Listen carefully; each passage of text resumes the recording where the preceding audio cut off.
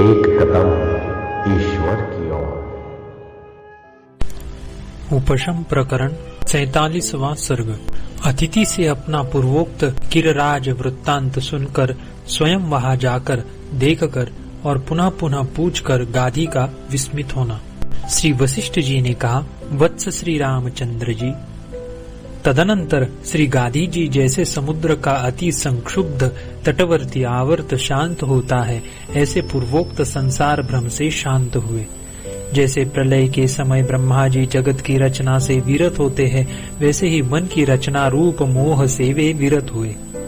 जैसे मदिरा आदि के मद के शांत होने पर स्वच्छ चित्त हुआ पुरुष मैं अमुक हूँ इस बोध को प्राप्त होता है, वैसे ही निद्रा रहित बुद्धि वाले शांत हुए गाधी धीरे धीरे पूर्वोक्त गाध्य अहम भाव बोध को प्राप्त हुए।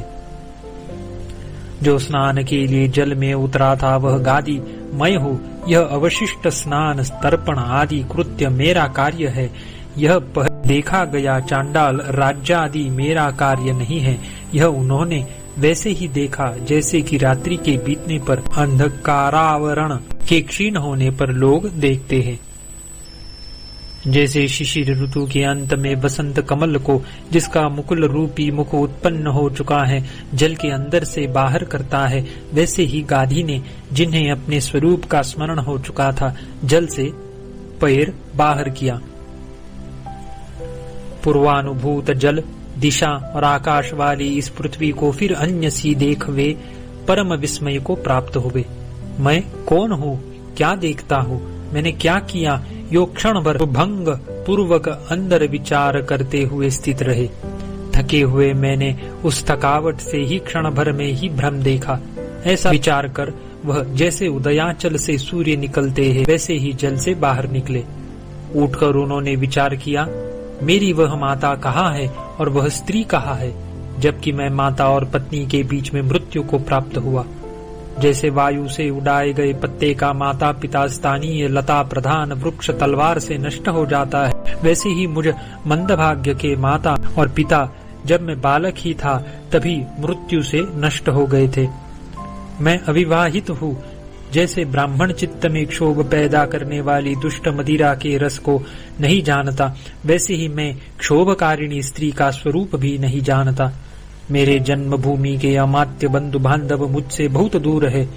जिनके बीच में मैंने प्राण त्यागे थे वे न मालूम कौन थे। इसीलिए उत्पन्न हुए ये विविध प्रकार के पदार्थ और जन्म आदि का अभिमान गंधर्व नगर के समान मैंने क्या देखा। यह बंधुओं के बीच में मृत स्थिति रहे, इस माया जनित मोह में यह कुछ भी सत्य दृष्टिगोचर नहीं होता। जैसे मदोन्मत्त सिंह वनराजियों में घूमता है, वैसे ही यह प्राणियों का चित्त अनंत भ्रांतियों में नित्य घूमता है।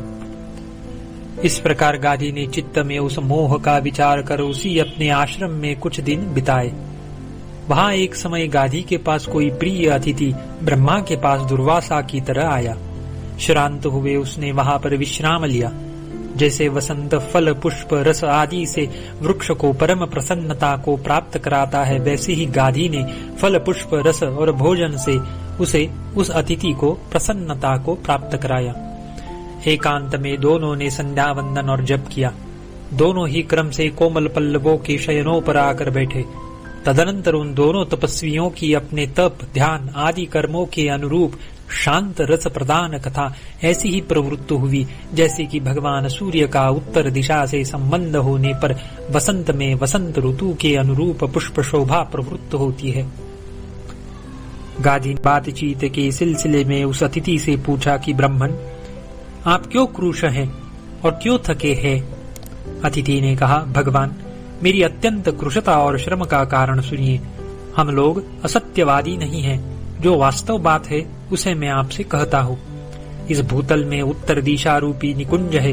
उसमें कीर नाम से विख्यात समृद्ध और विशाल देश है। उसमें पूर्ववासी लोगों से सम्मानित हो रहा और विविध प्रकार के आत्मा को अच्छे लगने वाले भोगों में तृष्णा युक्त और चित्त रूपी वेताल से मोहित मैं 1 मास रहा।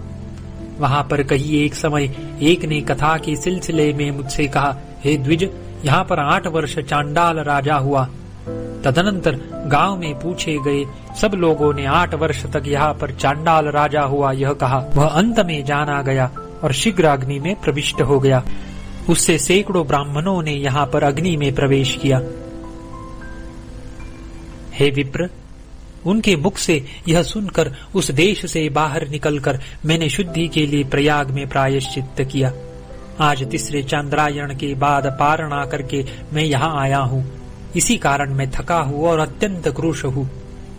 श्री वशिष्ठ जी ने कहा, हे श्री रामचंद्र जी, जब गाधी ने यह सुना तब उन्होंने ब्राह्मण से फिर पूछा। उन्होंने यही बात कही, इससे विपरीत बात नहीं कही। इसके बाद आश्चर्य को प्राप्त हुए गाधी ने उस रात्रि को वहां पर बिताकर जगत रूपी घर के महादीप स्वरूप सूर्य के उदित होने पर और प्रातः काल स्नान विधि कर चुकने पर पूछकर अपने अतिथि के चले जाने पर विस्मय से भरी हुई बुद्धि से यह विचार किया, जो बात मैंने भ्रांति दशा में देखी वही मेरे अतिथि ने सत्य कही। मेरा इस प्रकार का रूप शांबरी माया है क्या? जो मैंने बंधुओं के बीच में अपना वह मरण देखा वह तो निस्संदेह माया ही है। उसमें संवाद अर्थात सत्यत्व देखा नहीं जा सकता, किंतु अवशिष्ट जो अतिथि के चांद्रायण में निमित्तभूत अपना चांडाल वृत्तांत है उसे मैं देखूंगा। मैं अपने उस चांडाल वृत्तांत को देखने के लिए खेद रहित होकर भूतमंडल देश की सीमा में स्थित ग्राम में शीघ्र जाता हूँ। ऐसा विचार कर रहे गाधी मंडलांतर को जाने के लिए उद्यत होकर जैसे सूर्य मेरु के पार्श्व भाग को देखने के लिए उदित होते हैं वैसे ही उठे। उद्योगी बुद्धिमान पुरुष मनोराज्य को भी पा जाता है। गाधी ने जाकर स्वप्न में देखा हुआ जो का त्यों पाया। उद्योग से दुष्प्राप्त भी सब कुछ प्राप्त होता है। देखिए न, जगन माया को स्वप्न में देख रहे गाधी उसे नेत्र गोचर करने को तत्पर हुए। गाधी घर से निकलकर मार्ग में वर्षा ऋतु के जल प्रवाह के वेग से त्वरा युक्त हुए। उन्होंने वात तुरंगम में यानी वायु ही जिसका वाहन है यानी मेघ के तुल्य बहुत से देशों को लांघ डाला। जैसे कांटों को चाहने वाला अकेला ऊंट बबुल के वन में जाता है, वैसे ही गाधी एकाएकी ही पूर्वोक्त प्रकार के आचार विचार वाले उक्त भूतंडल नामक देश में पहले गए।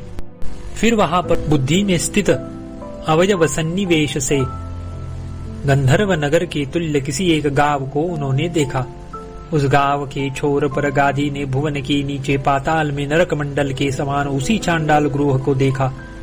गंधर्व के समान गाधी ने जिसमें जन्म आदि के विस्तार का चित्त में विचार किया था और जो गृह आदि में प्रचुर आसक्ति वाला था, इस तरह अपना चांडालत्व चिन्हों से देखा। पहले देखे गए चांडाल गृह ने अपने उसी आकार प्रकार से गाधी के मन को अपूर्व वैराग्य में पहुंचा दिया। वह चांडाल गृह वर्षा ऋतु की मुसलाधार वृष्टि से छिन्न भिन्न हो गया था। उसकी दीवारों पर जौ के अंकुर जमे थे।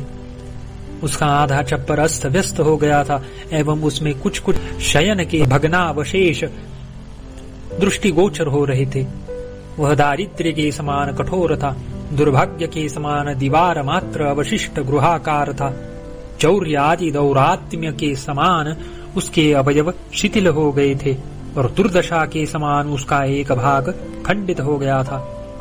गाधी ने दांतों से चबाई हुई गाय, घोड़े, भैंस आदि की सफेद हड्डियों से जो मानो गवाही देने के लिए वहां पर पड़ी थी, चारों ओर व्याप्त, जिनमें उसने पहले भोजन और पान किया था, वर्षा के निश्चल जल से भरे हुए, अतएव ऐसा मालूम पड़ता था आसव आदि से भरे हैं।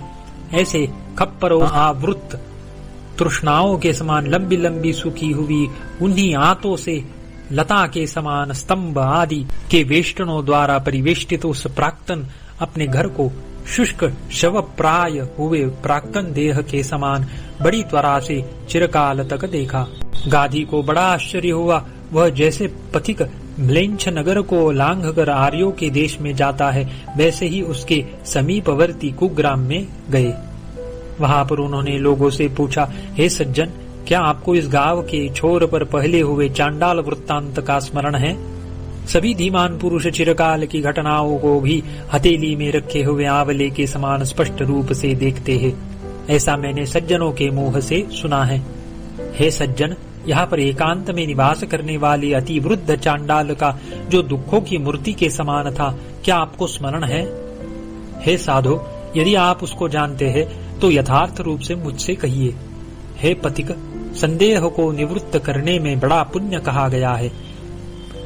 गाधी नाम के ब्राह्मण ने ग्रामीण लोगों से अत्यंत आश्चर्य और प्रश्नोद्योग के साथ बार बार पूछा, जैसे कि आतुर पुरुष अत्यंत आश्चर्य और प्रश्नोद्योग के साथ चिकित्सक से पूछता। ग्रामीणों ने कहा, हे ब्राह्मण, जैसे आप कहते हैं वह ठीक वैसे ही है, उसमें कुछ भी हेर फेर नहीं है। यहाँ पर क्रूर आकृति वाला कंटज नाम का चांडाल हुआ, जिसका वृक्ष के पत्र समूह की नाई पुत्र पौत्र सुहृद चाकर और बंधु बांधवों का संग अति विस्तृत हुआ। जैसे वनाग्नि पर्वत के पुष्प फल से पूर्ण वन को नष्ट कर देती है, वैसे ही काल ने जिस वृद्ध के सारे कुटुंब को नष्ट कर दिया। तदनंतर जो देश का त्याग कर कीर प्रदेश में गया, वहां पर बिना किसी उद्वेग के 8 वर्ष तक राजा हुआ। वहां यथार्थ वृत्तांत जानकर लोगों ने जिसे ऐसे ही दूर कर दिया जैसे कि लोग अनर्थ की राशि को दूर कर देते हैं और जैसे ग्राम में विष वृक्ष को दूर कर देते हैं। तदुपरांत लोगों के अग्नि में प्रवेश करने पर आर्यों के संसर्ग से आर्यता को प्राप्त हुआ, वह स्वयं अग्नि में प्रविष्ट हुआ। हे प्रभु, आप इतने प्रयास से चांडाल को क्यों पूछते हैं? क्या वह आपका बंधु था या आप स्वयं उस बंधु हो गए? इस प्रकार कह रहे ग्रामीणों से फिर पूछ रहे गाधी वहां पर सब प्रांतों में पूरा 1 महीना रहे।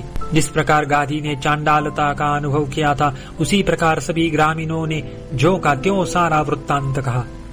सब प्राणियों के मुंह से सत्य वचन सुनकर स्वयं भी अबाधित प्रत्यभिज्ञा से जैसे अनुभूत हुआ था, वैसे देख कर लज्जा से गूढ़ाकृति वाले गाधी चंद्रमा के कलंक की नाई अपने हृदय में उत्पन्न हुए परम विस्मय को प्राप्त हुए।